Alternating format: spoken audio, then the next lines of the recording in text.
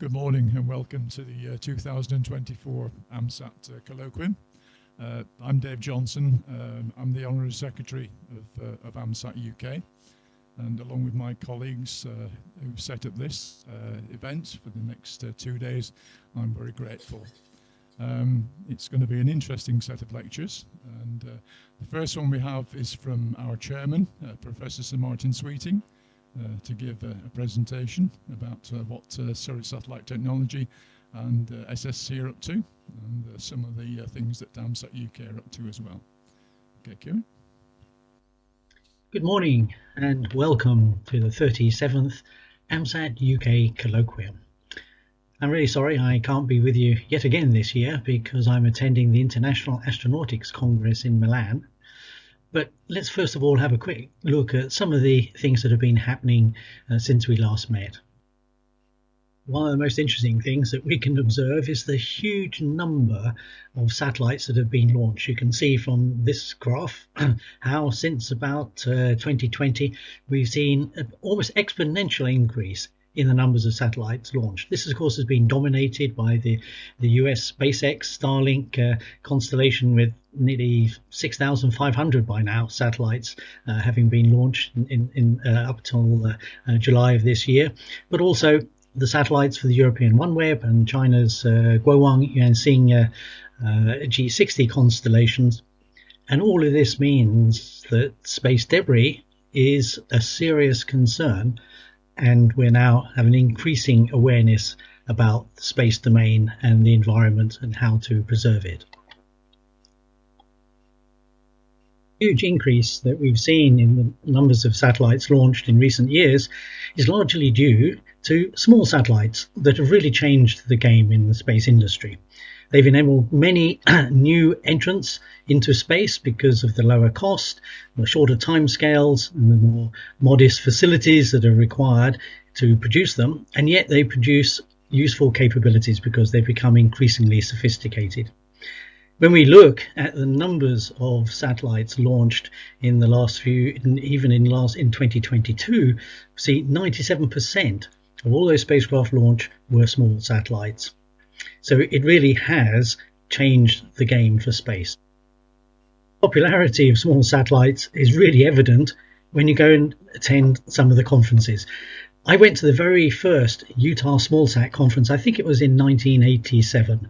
There were about 30 people in a small room, and it was considered a pretty, fringe and hippie event. Now, fast forward to 2024, and the 38th SmallSat conference, there were over 3,700 people from 44 different countries. But as I mentioned, this increased number of small satellites increases space debris, increases the risk of collision. And in fact, we have a very special interest in collisions in space because in 1996, the very first documented collision between a spacecraft and a piece of debris where the spacecraft lived to tell the tale was with our Ceres satellite, where a piece of debris severed the stabilization boom. We were able to recover the satellite, identify the piece of debris which was left over from a spent Ariane rocket. So in the last several years, we've really been concentrating on how we can help reduce space debris. That is, by not creating it in the first place at the end of the useful life of spacecraft, deploying a mechanism such as a sail that you see demonstrated here, which will cause the spacecraft to have increased drag and then bring it down to re-enter and burn up in the atmosphere, thus removing it from orbit and the potential for creating more space debris. Of course, that's fine if your satellite is equipped with a deployable sail at the end of its life. But of course, many pieces of space debris or dead satellites are uncooperative. And so in 2018, we demonstrated through the mission called Remove Debris, two mechanisms where we could remove pieces of uncooperative space debris. Now, for small pieces of debris, we used the good old Roman technique from the gladiators of a net deployed from the satellite to capture the piece of debris, pull it back in, and then bring it back down into the Earth's atmosphere. For larger items where a net would not really be feasible, we deployed again the Roman technique of a harpoon, and the harpoon would lodge into the spacecraft, and then we could again bring it back down to re-enter in the Earth's atmosphere.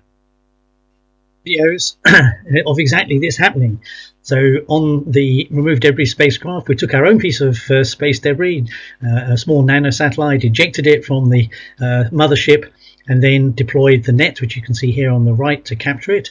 And then later, using a target deployed at the end of a boom, then use the trident, if you like, to then spear it on the end, and of course luckily keep there. So these are demonstrations of how we could use techniques to remove pieces of uncooperative space debris. This was all videoed from the mothership. Actually a pretty busy year. We worked together with the European Space Agency and the Japanese Space Agency JAXA on a very complex instrument which contributed to the EarthCare mission. This was launched on a Falcon launcher in July, and you can see the large spacecraft being deployed from Falcon, and then the medium wave infrared instrument that was carried, constructed at SSTL, on board for climate monitoring. Recently, just a month or so ago now, was the launch of the first satellite for the UK Space Command. So this is the first UK sovereign intelligence and information gathering spacecraft for MOD. This also was launched on Falcon amongst a whole range of other small satellites you can see on the launcher here in the middle. The satellite has optical cameras on board, and this spacecraft is just going through its final commissioning before we hand it over to the MOD customer. Well, the next 2 years are going to be similarly rather busy.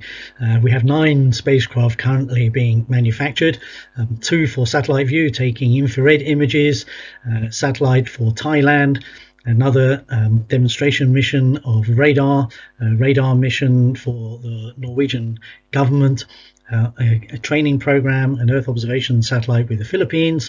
We have our lunar mission, which is under construction at the moment, and 2 spacecraft, the European Space Agency using GNSS reflectometry for climate change and hydrological variables. So that is a quick snapshot of recent activities worldwide, and also, of course, here at Surrey in SSTL. I'm sorry I'm not going to be with you, but I hope that you will have a very entertaining, a very informative, and a very enjoyable colloquium. And hopefully I might see you next year. Thank you, Martin. We're getting sound? Yes, we are. Martin Sweeting and I are of the same vintage. We've been around the space industry for about the same length of time, because Martin's been doing it professionally.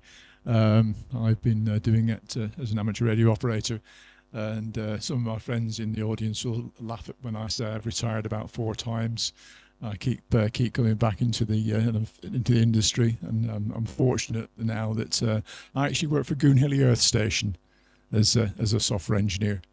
Amateur satellites have done an awful lot in my life, and we talk to a lot of students, STEM outreach, and they always ask the question, how do I get into space?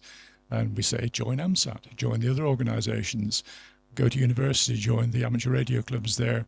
And there's always opportunities. The space industry in the UK is desperately short of engineers. So any youngsters watching out there, please consider the space industry as an option.